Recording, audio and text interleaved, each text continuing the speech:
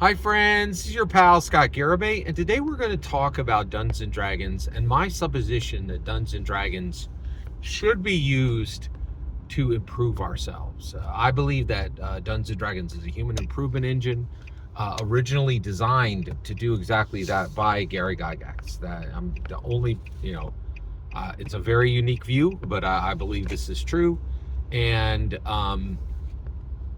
and I think yeah, so in my opinion, it really is the most powerful secular tool for improving humanity. It's a it, and it's done through narrative and identity. And I really believe that Dungeons and Dragons has fundamentally changed forever how humans interact with narrative and identity. It's just a really fundamentally unique property. All right. So with that said, and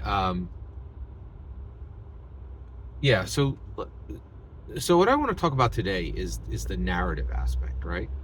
And I wanted to talk about it specifically because of something I saw in Game of Thrones, and I think it really sheds an incredible light on why we should use Dungeons and Dragons to improve ourselves. So first of all, there have been a lot of attempts to improve humanity, right? Some of them have turned out terribly. Some of them have just been very expensive and highly ineffective. And I think that's where we are today.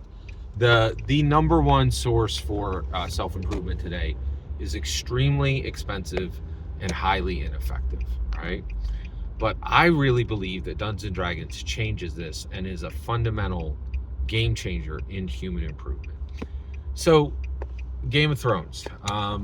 In season 3, Shae, who is Tyrion's paramour, is talking to Sansa, and Shae is pretending to be Sansa's handmaid.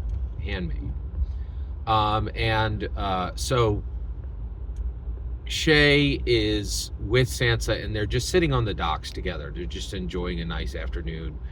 And Sansa says, "Okay, let's play this game." And she says, "Well, we're going to look at a ship, and then we're going to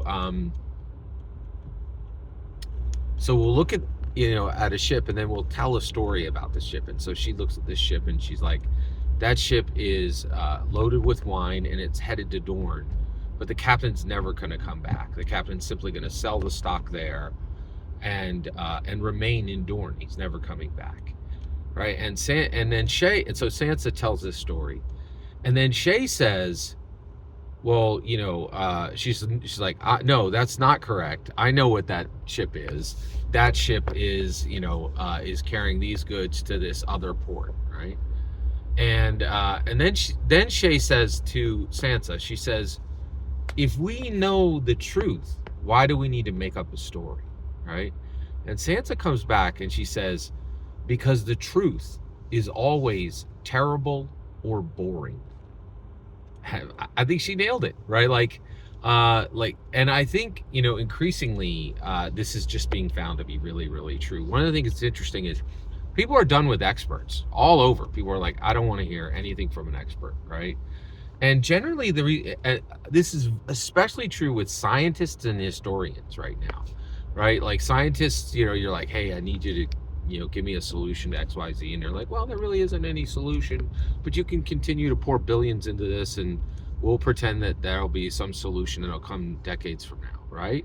And people are like, "I don't want to do this," right? Like, and then with historians, they're like, you're like, "Oh, here's this exciting story," and then the historians are like, "Well, let me correct you. It's much more complex than that, but I can assure you, it's a lot lamer," right? Like, and you're like, "Why do we need to listen to you? Like, there's nothing you say ever helps," right? Like, and I think Sansa is correct. The truth is always terrible or boring, right? With very few exceptions, right? And so this is the power of Dungeons and Dragons. I think what we can do is we can come into the situation and we can speak truths with Dungeons and Dragons through narrative, right? And there's a layer over it. There's an analog over it. And I think that it is really critical to understand the value of that analog, that filter over, over the truth. That the truth is there, but it's, under, a thin, opaque layer of narrative, right? And you would think that we wouldn't need it, right? But we very much need it. We need that narrative overlay. It's really critical, right? And I think, and I think you can really see this in society, right? Like, people are not listening to experts. They have the truth, but it's terrible or boring or both, right? But with Dungeons and Dragons, we can speak truth to the people we care about. We can help them to reveal things about themselves, reveal things about the people they care about to themselves, reveal truths about the world. And we can do it through narrative and through identity. Every single word you just heard in this video is my humble opinion. Nothing more, nothing less. The important part is when I get to hear your humble opinion, when you get in the comments and send your traffic. Please consider liking and subscribing, and have a fetch millennium.